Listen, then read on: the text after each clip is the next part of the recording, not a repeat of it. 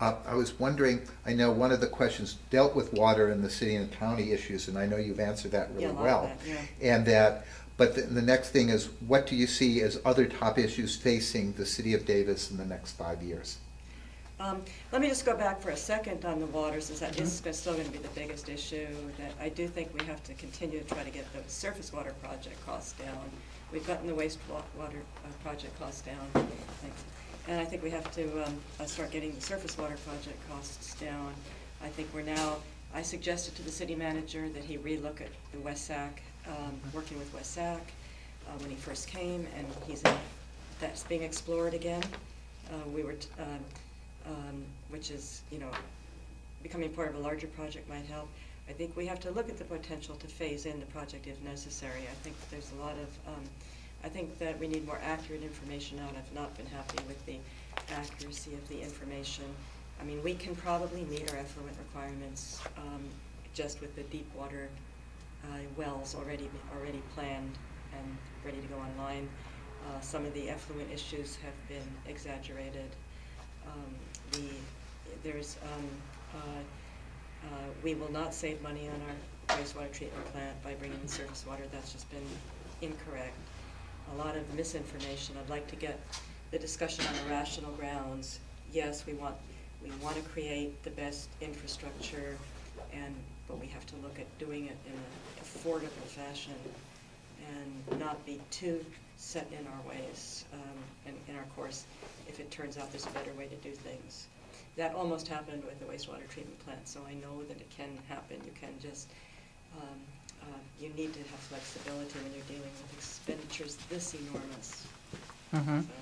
So would would this issue involve the initiative that was originally put on the ballot and then taken off?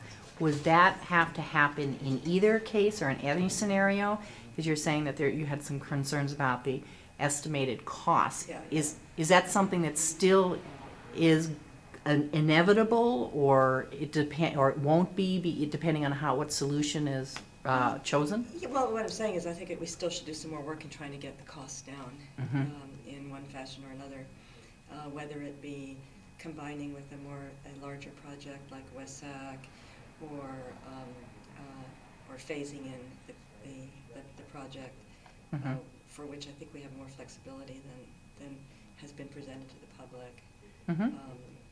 For reasons I can't go into all reasons tonight. Right.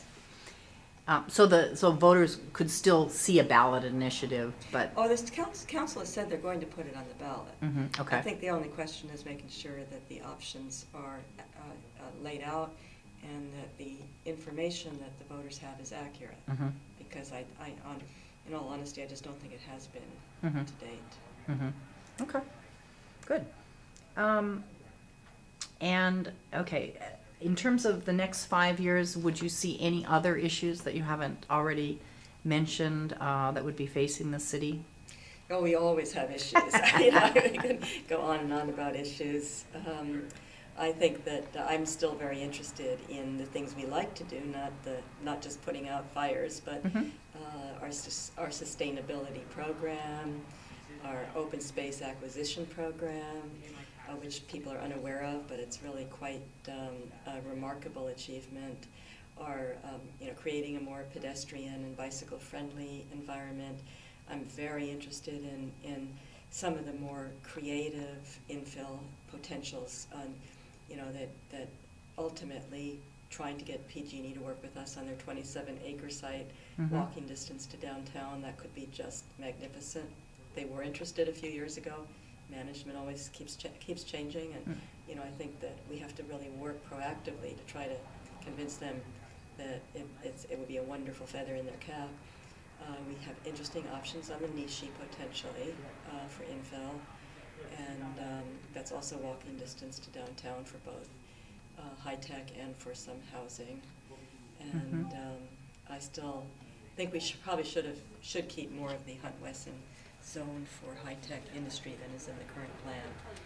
I believe in putting clusters of high-tech in where people can walk and ride to, neighborhood compatible, carefully planned and landscaped, If you, some people say the high-tech has to be on the freeway. I don't think they understand the modern high-tech patterns.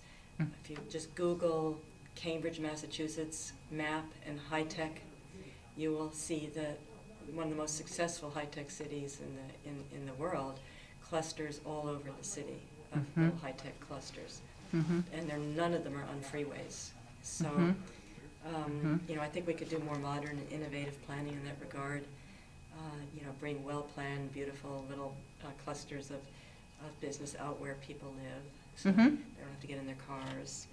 And as long as they're clean and quiet and well-designed and well-landscaped, I think it would be an asset for the community, and bring some more coffee shops out to these neighborhoods. Or people always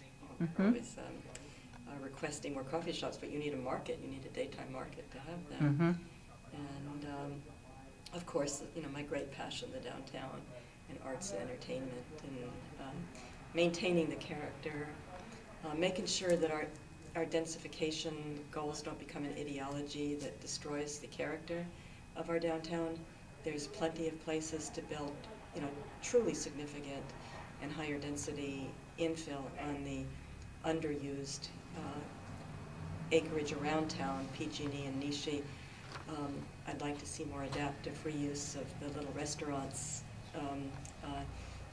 of the little cottages as restaurants. I think that brings more to the community than large stucco boxes, which are tending to go more towards chain restaurants anyway, and less towards the independents. And I think we also have to be aware of the dangers of retail gentrification when we do all of this redevelopment downtown.